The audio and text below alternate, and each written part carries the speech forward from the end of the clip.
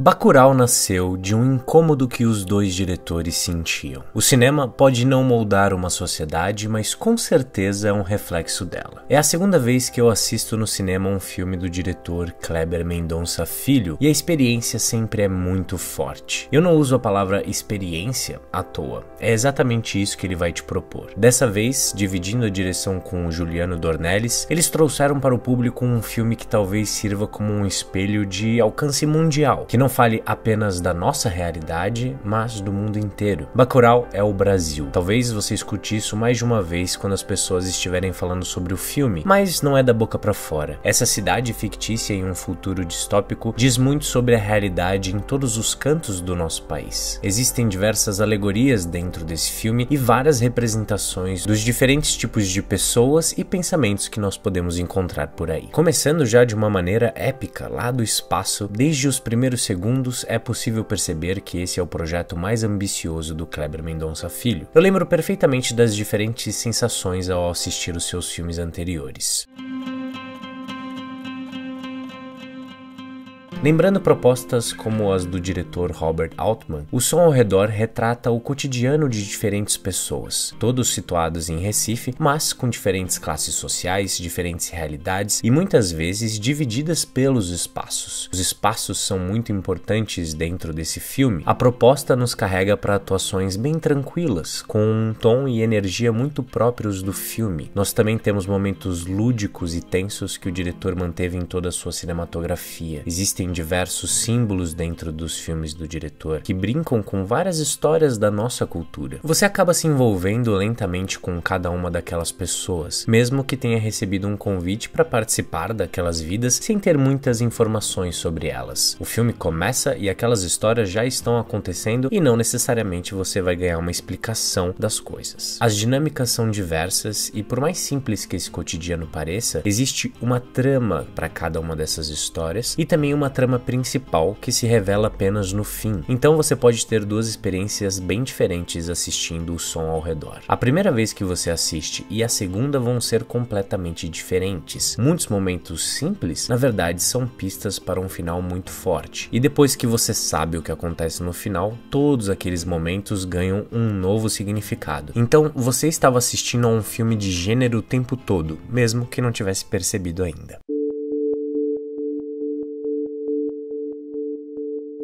Já em Aquários, a proposta muda para um estudo de personagem. A Sônia Braga é a protagonista do filme. Ela vive uma mulher que se recusa a vender o seu apartamento e se vê em uma lenta batalha contra uma construtora que já comprou todos os outros apartamentos e quer derrubar o prédio. É a luta do antigo contra o novo, dos espaços sendo completamente transformados. Isso tudo é sempre muito importante nas obras do diretor. O fio condutor por todos os debates que o filme levanta é a personagem principal. Nós somos apresentados às suas características conforme ela interage com outros personagens, como ela defende a sua posição, como escuta o que as pessoas estão falando, como ela responde e decide o que vai fazer. O filme também apresenta as inseguranças da personagem e como aquilo a fortaleceu. É uma história belíssima e muito sensível. O filme é extremamente delicado e, assim como em O Som ao Redor, você se sente convidado para uma experiência única, que é recheada de dinâmicas que podemos nos identificar, mas que permanece muito particular a história que está sendo contada. Eu lembro de sentir uma satisfação gigantesca no final dos dois filmes, por mais diferentes que eles sejam. Os filmes do diretor sempre me convidaram para uma experiência. Venha sem pressa de entender o que está sendo apresentado. Apenas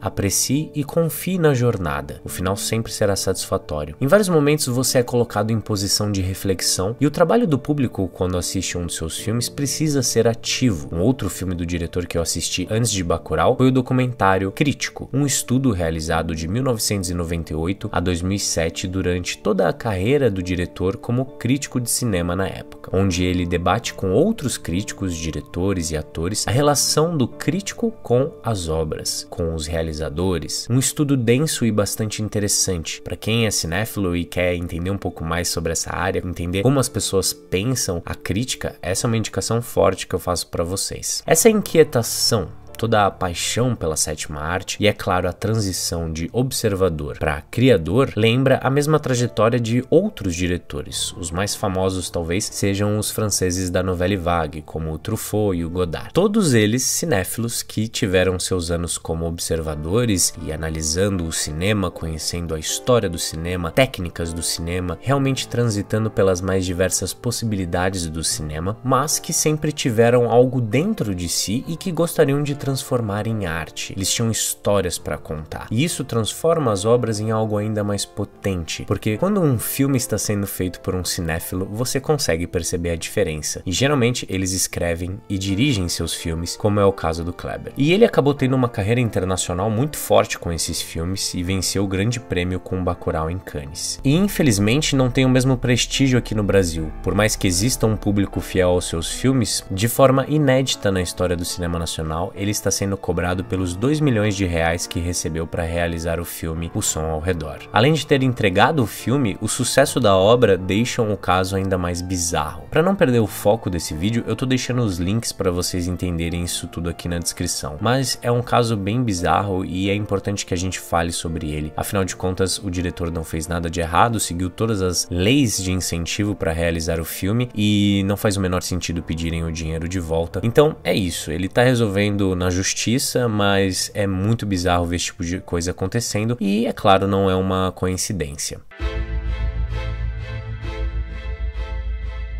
Bacurau é um projeto construído ao longo de muitos anos. Os diretores encontraram um ponto em comum para iniciar esse projeto, um certo incômodo, como eu disse no começo. Em um podcast para o Canal Brasil, os diretores contaram como se incomodavam com aqueles documentários que, por mais bem intencionados que pudessem ser, eles representavam pessoas de diferentes regiões com uma certa inferioridade dentro das suas realidades. E Bacurau é exatamente o oposto disso. É o resultado desse incômodo, que retrata os seus personagens em toda a sua diversidade e força. Não existem personagens rasos em Bacurais, assim como não existem pessoas assim. Até mesmo estereótipos e xingamentos clichês são colocados em xeque no filme. Talvez a ridicularização ou a inferioridade esteja naqueles que são criticados e não nos que estão sendo representados. Eu acredito que você vai ter a melhor experiência no cinema se entrar sem saber absolutamente nada sobre o filme. Foi o que eu fiz, não assisti nenhum trailer, apenas confiei no trabalho do diretor que eu já conhecia e gostava. Então confie na experiência. Mas nós podemos falar dos gêneros que o filme trabalha, e isso já traz uma expectativa e talvez te convença. Ambos os diretores gostam do cinema de gênero, filmes de aventura, westerns, terror, suspense, e esses filmes seguem certas regras, estruturas que se repetem dentro dos gêneros escolhidos para serem feitos. E essa paixão pelo gênero se concretiza sem limitações aqui em Bacurau, que é uma grande mistura desses gêneros. Bacurau é um western, é um filme de guerra, é um terror, um mistério, uma direção rica que bebe de diversas referências, tanto de enquadramentos como de temas e filmes, músicas, tudo isso, usando diferentes estruturas dos gêneros em cada momento da trama. O começo é um convite para conhecer aquela cidade, aqueles personagens. Cada um tem uma função dentro da cidade e também dentro da trama. E depois, meus amigos, a proposta fica cada vez mais violenta e obscura. O cinema tem o poder de criar heróis, como vocês já devem saber. Desde sempre foi assim. E Bacurau é um filme que inverte aquilo que estamos acostumados a ver no cinema americano. Os heróis